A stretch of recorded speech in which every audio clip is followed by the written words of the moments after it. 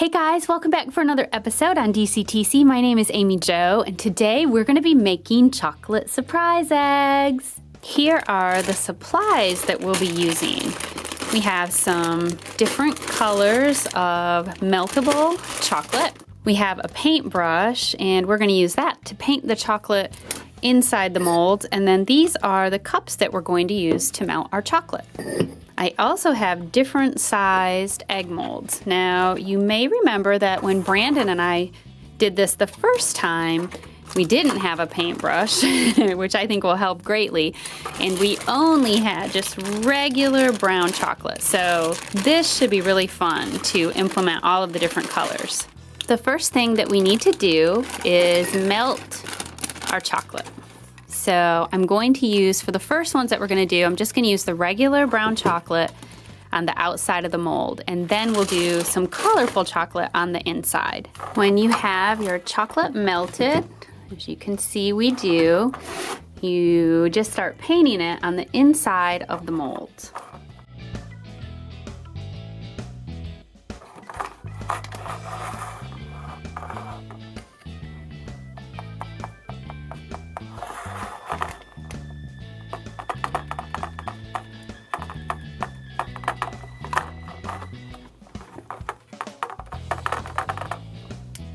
The paintbrush definitely works better than using a spoon. That's what we did the first time. Now, you'll have to move fairly quickly when you're doing this, and then what we'll do is we'll do the first coat, and then we'll let the chocolate harden a little bit as it cools, and then we'll do another coat. Let's do a really big one too.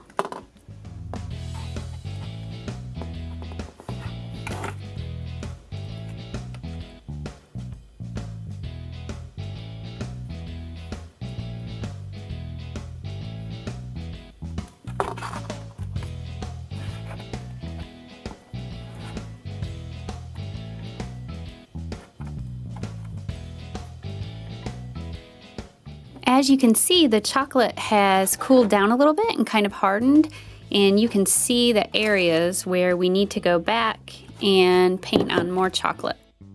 So we don't want it to be too thick, but it definitely needs to be thick enough to pop out of the mold. And you may have to go back and remelt your melted chocolate too. It's getting kind of messy now because it's starting to cool down and get harder. Okay, I've reheated my chocolate and I'm coating all of my eggs. Now, they're definitely going to look kind of messy on the inside, but that's okay. They're going to look really smooth on the outside. And you want enough chocolate to make sure that you can't see anything through the molds when you hold them up to light. See how the chocolate is getting nice and thick when you build the layers like that?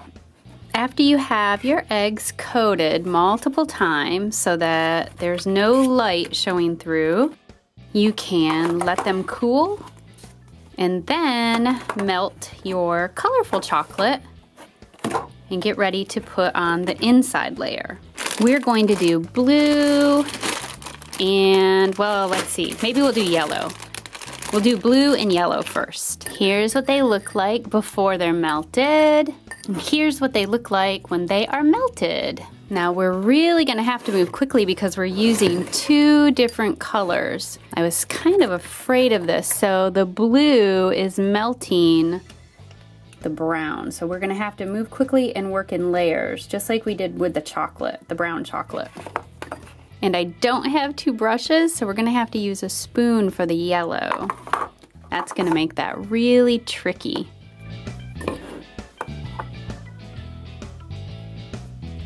Kind of looks like egg yolk. Okay, so I'm trying something different. I put the molds in the freezer to try to harden the chocolate. And I've reheated the blue, so it's really warm. So I'm hoping that this will work a little better. I'm hoping that it won't melt the brown chocolate again. Okay, I think that helps. So if you're doing colors inside the chocolate, oh, maybe not. I would recommend freezing them between layers. Yep, that definitely helped.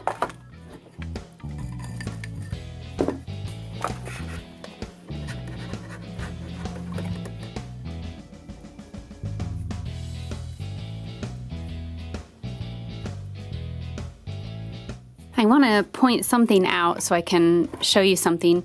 So the inside of this egg, can you see how that looks kind of shiny and smooth? And this egg looks really rough. So what happens is, as the chocolate cools, it becomes less easy to spread. And that's what happened on this egg. This one is really cold, so I can't get it smooth. And this one is a little better. And this is the first one that I did, and that one is the smoothest. I'm kind of ruining it now.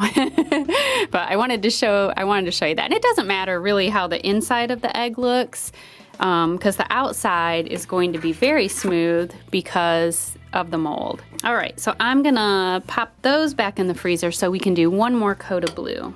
Here are our yellow molds, which actually look a little better than the ones I was using, the blue that I was using the paintbrush with. I only have one paintbrush with me, so I have to use the spoon, and it actually works pretty well for the second coat. Okay, so there's our yellow, and next let's do pink and purple. Here's our pink. And here is our purple. Oh! We are going to start with pink. And let's do the inside of our big eggs in the pink.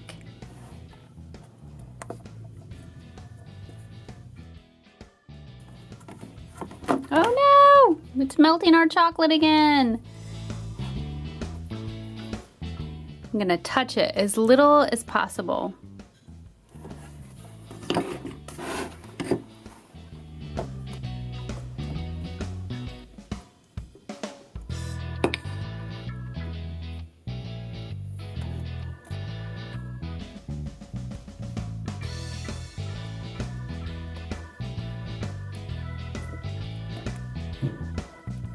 There, that actually looks pretty good. So I'll put that in the freezer, and then we'll add another coat.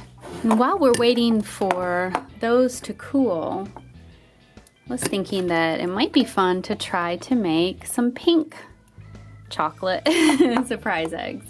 Ooh, that is getting cool so fast, so it's clumping up. I bet the tray was cold, the little mold thing, from sitting in the freezer, so that's probably why it's doing that. Let's see if we can quickly do one of these. It sure does melt that first layer quickly. That makes it really tough.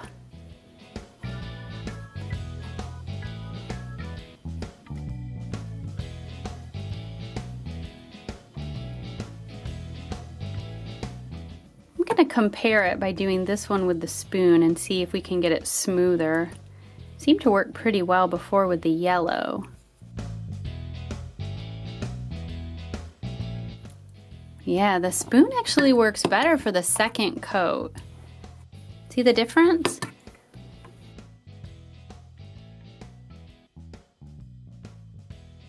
This first one is not looking so good. Okay, I have remelted our pink chocolate. So we can put our next layer on. And then we'll treat this just the same way we treated the brown chocolate. So we'll look and make sure, we'll hold it up to the light, make sure that we don't have any spots that are showing through, so we know we have enough chocolate so that it won't crack when we pull it out of the mold, I hope.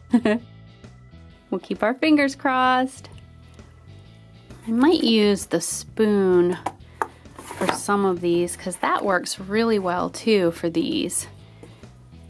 Initially, I thought the paintbrush would be better, but I don't know. Now I'm thinking maybe the spoon works better.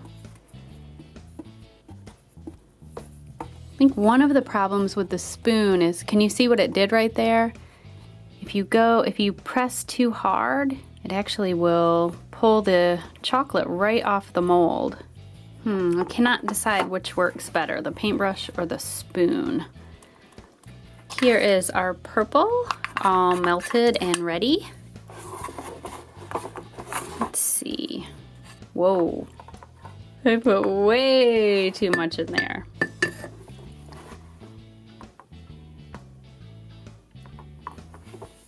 Let's actually make a purple one too. We can call it our Sophia, the first egg.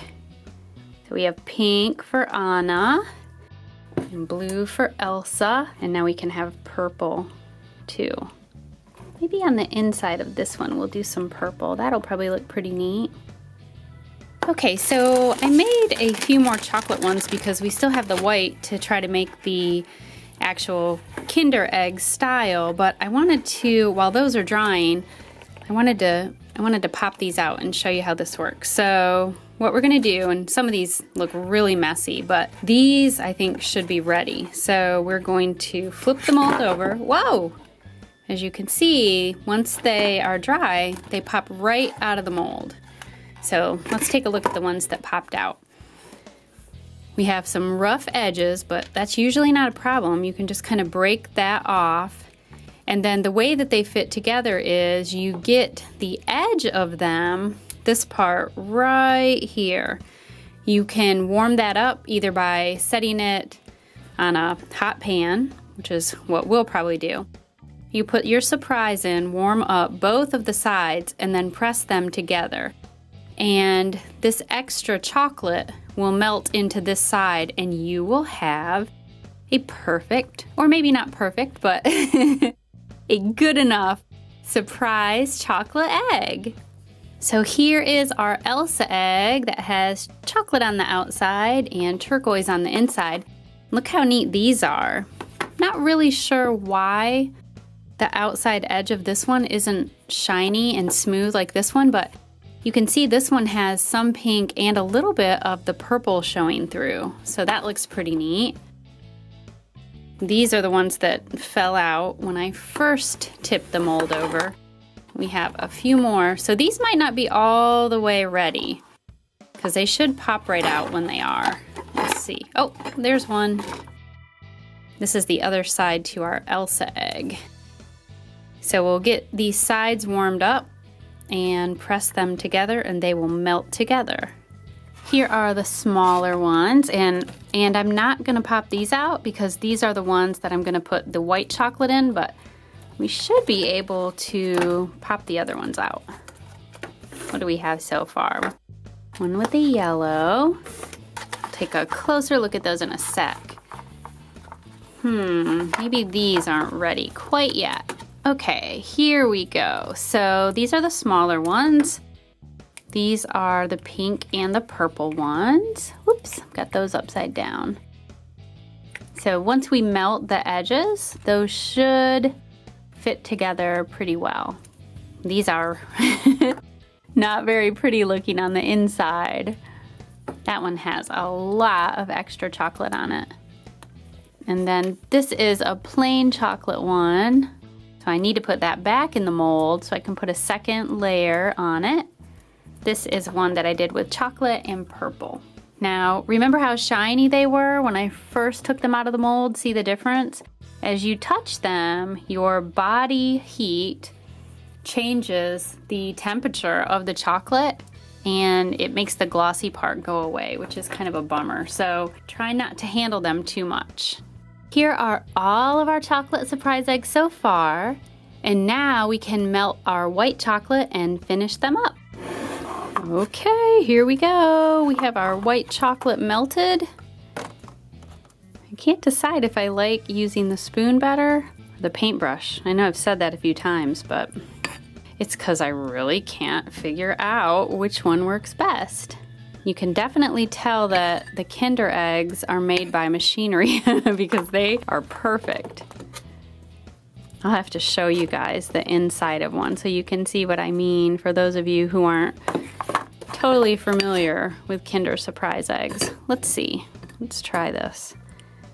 Ooh, this one's wiggling all over the mold. See, what happens that makes this part really tough is that the chocolate, the layer of chocolate that you're putting on is so warm. So it melts the bottom layer and then everything mixes together. This one's really mixed up. That one looks pretty good. I think I'll leave that one alone. And you know what? Let's do some on the inside of the purple ones. And then we'll be all done creating our chocolate surprise eggs. And the next thing that we'll do is put our surprises inside and seal them. Uh-oh, I better move fast.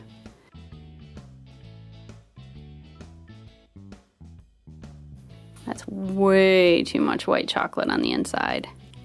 We won't have any room for a surprise toy if we don't leave some space. Okay, I think we're pretty good on that one. And now we just let them cool and pop them out, and then we are done. I do want to take a minute to show you a real Kinder Surprise egg. So see how perfectly smooth they are? These are definitely not made by hand. Plus that would be really yucky to have somebody's hands all over them, but I'm sure these are made by an automated system. Not quite like ours. Okay, not anything like ours, right? Now, before we seal these together, I do want to show you the big egg that I made because it turned out really well. I'm trying not to handle it too much because it'll make all that shine go away, but I think this one was the easiest to make because I had so much room to manipulate the warm chocolate so that it didn't clump up like this one did, for example. So now we can seal them all together. But before we seal it, guess what these are? The surprises that I'm going to put inside of them. Can't show you though. Okay, I'm going to start with our big egg, and what I'm going to do is lay the edges down like this onto a pan that I have warmed up. And then when the edges are melted, I'm going to put the surprises here and press them together, and that will seal our egg. I am back with our sealed eggs, and I have to tell you, these are a little challenging to put together. So this one is probably the best. This is the big egg, and you can hear the surprises in there. So what I did is I put both of the sides down, heated them up, and then you can see the seam. Well, it got really messy, so I ended up reheating some chocolate and kind of brushing it all along the side of the egg so you can see the brush marks. And I'll show you the difference. For example, in this one I did not do that, so it's smoother, but you can definitely see the seam. Here is one of our pink chocolate eggs, and I'll set this one down and show you these. So again, you know, they're not perfectly smooth. Some of them turned out better than others, but they all have surprises in them, so that's kind of exciting. These are the medium-sized eggs, and these probably turned out the best. The smallest ones turned out the worst. So I have a couple of ideas for ways to make these look a little better, and I'll show you that now. You can wrap them in cellophane and put a little ribbon around them. You can also just add a ribbon to the actual egg. This one's kind of funny. You could add some googly eyes to your egg. This is another one that I wrapped in cellophane. And this one was kind of tricky, but I turned this one into a sucker. The way I did that was melted the bottom and then put a little lollipop stick right in the middle. Okay guys, there you have it. Homemade chocolate surprise eggs. Now, if you'd like to see me open these surprise eggs so that you can see what's inside, you can let me know by clicking on the like button. And make sure that you leave me a comment and tell me what your favorite egg was. Mine was definitely the big one. This is Amy Jo with DCTC. Thanks for watching. Another video, that's the end. Come back soon or we'll miss you, friend. DCTC. We do toy reviews. DCTC. And we play with Play-Doh too. Skits, pranks, eggs, and toys. We make videos for girls and boys. That's right.